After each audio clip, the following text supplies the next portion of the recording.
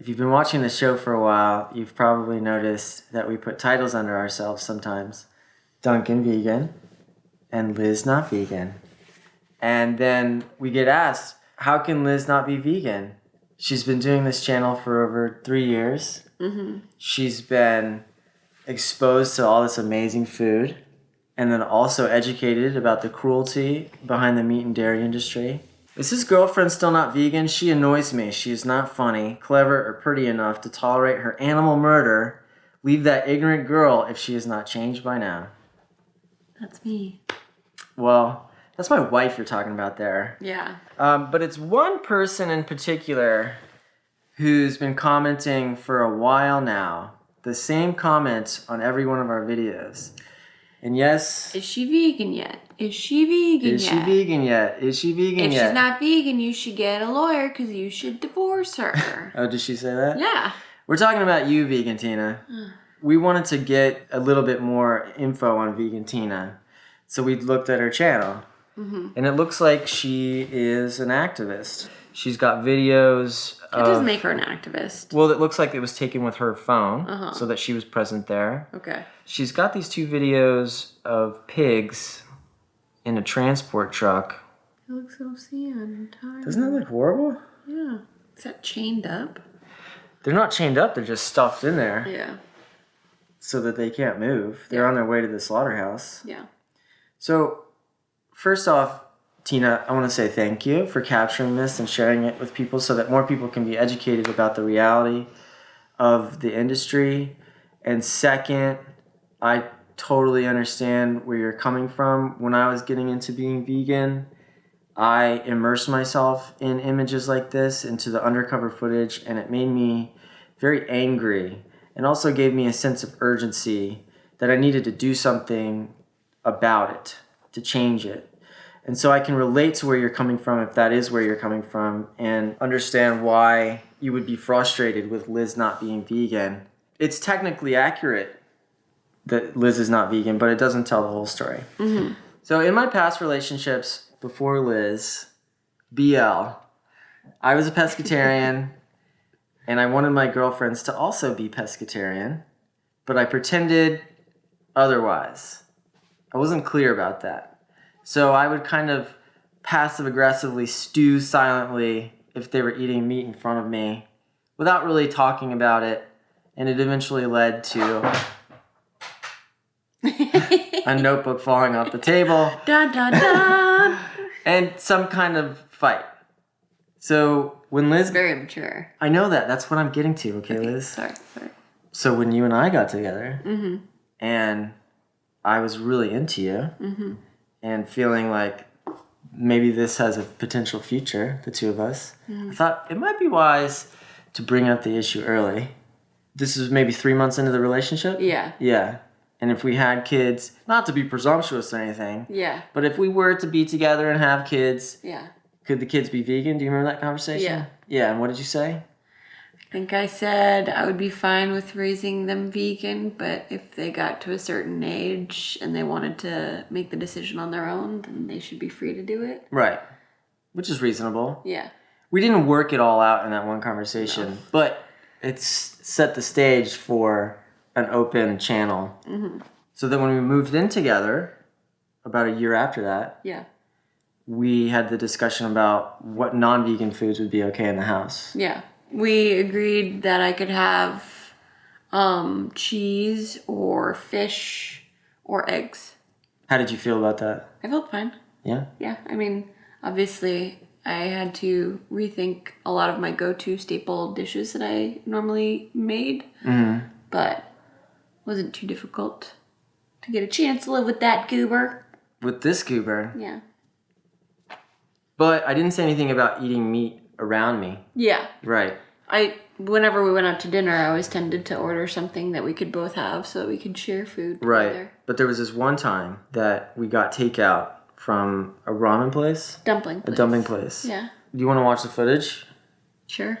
All right. So this is the pork dumpling incident. We can just scroll through it. Okay. React to it. Are you nervous? No. It's been a long day. A long day. 2 baby showers today. I woke up early. I went rock climbing for 2 hours. Yeah. I biked into the city for a baby shower. We biked to another baby shower. Mm-hmm. Your hair. I know, I look like a fascist. You don't. At the end of it, we were very hungry. Very hungry. And I suggested dumplings. Dumplings and Things, which is a place I've gone to before because it used to be near my old apartment. Liz got very excited. Very excited. Yeah. We get in there. Mm-hmm. I look at the menu. Mm-hmm. And my first thought is maybe we should go somewhere else, or I should go somewhere else, because there's only a couple veggie options. Why would you think I should go somewhere else and not we should go somewhere else? Because I want to let you do what you want to do. Okay. But I wasn't really clear about that. So we go up to the counter to order. I order my stuff. And then Liz orders, what is that? Beef soup. Beef soup and pork dumplings. Yeah. How are you feeling about this so far? It kind of looks like one of those like footages where like the doc has done something wrong and you're trying to be like, what did you do? I know. It was a lot more emotional before we started rolling. What? Before we started rolling on this. Yeah, we had kind of cooled down. And I was thinking, we should capture this. Yeah. I don't know if I'll ever release it, but we should just capture this moment. Yeah. There was another couple in the restaurant, so I was talking really quietly, and I looked at Liz and I said, Liz, what the f***?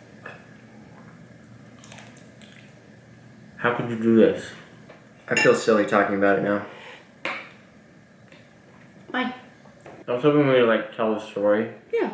To like use it as an example of how to work through something like this. Yeah. But we haven't worked through it. Duncan still hates me. It's just the same thing that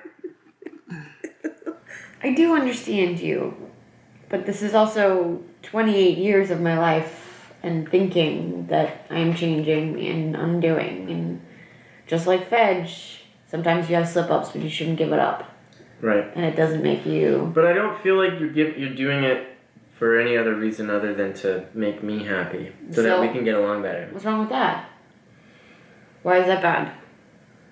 That's not bad.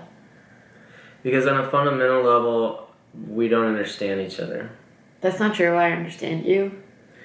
If you really understood why I was vegan, I feel like it would become more naturally to you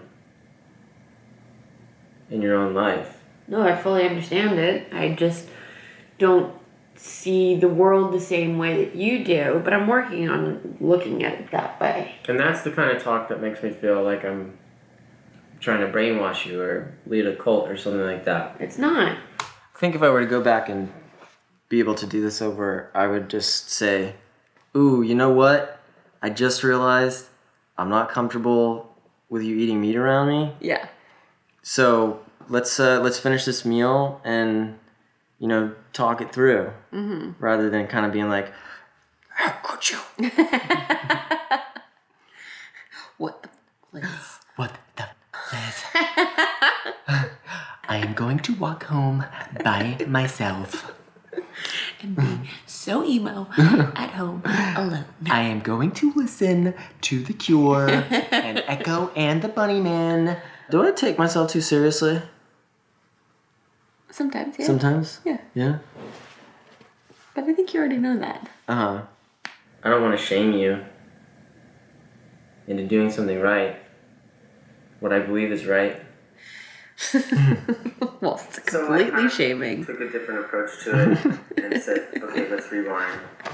I wasn't shaming. I was trying to get you to see my side of things. Look, I've got a little bit of vegan Tina in me.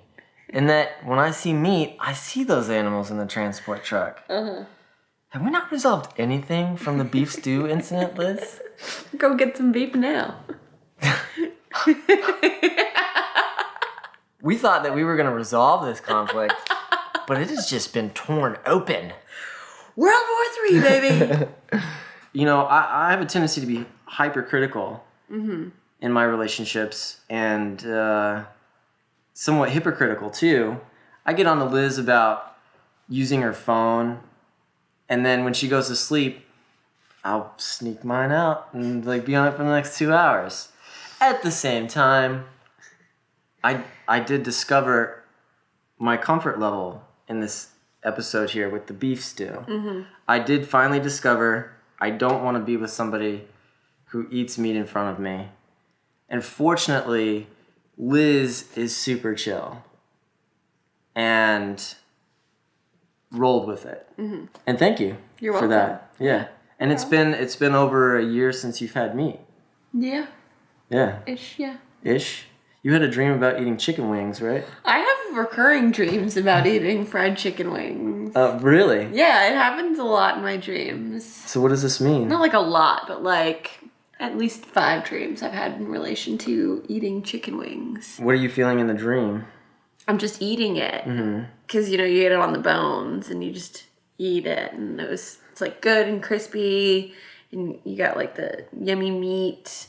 And I'm like, dang it.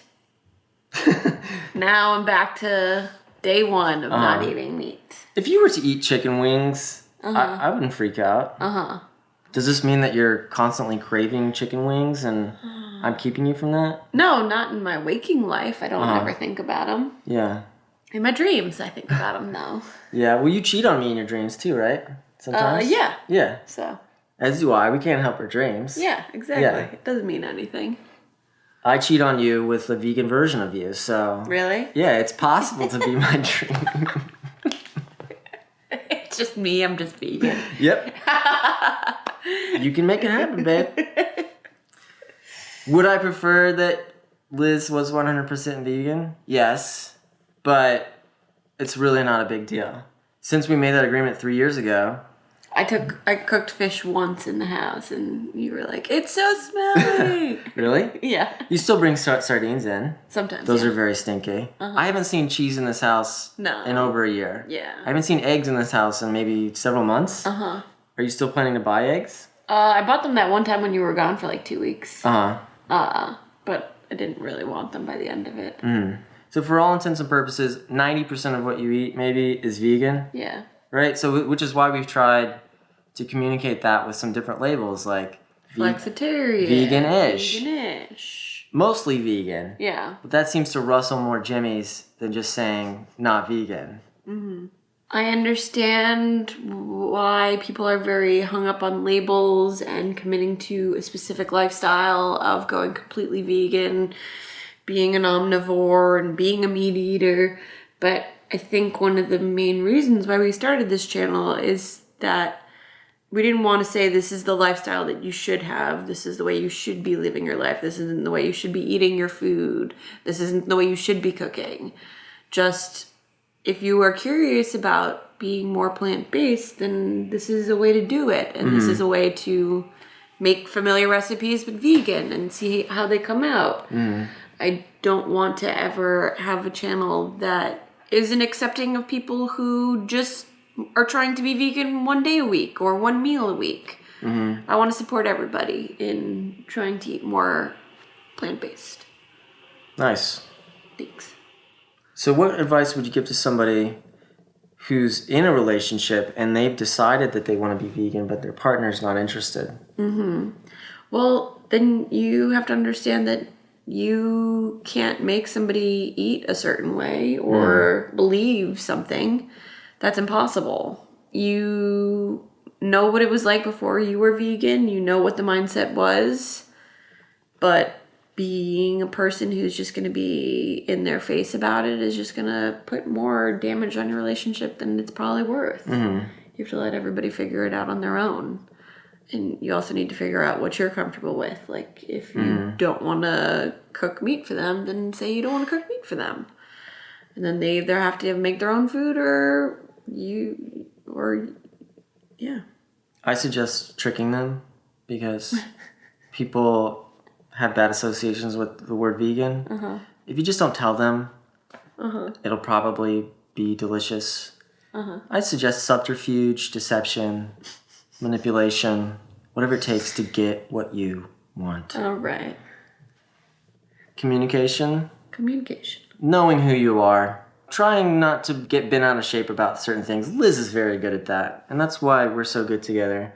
And having somebody that I can speak honestly with and her not getting bent out of shape about it is so valuable and so worth whatever compromises that I have to make. It's worth it, honey. Let's go get some pork dumplings. No. Just kidding. What? You're so over filming this video right now, aren't you? I'll get Don't you back you dare tickle me. I swear to God, I'm over it, bro. I'm gonna jab you in the neck. Whoa. Yeah. Stop it, bro.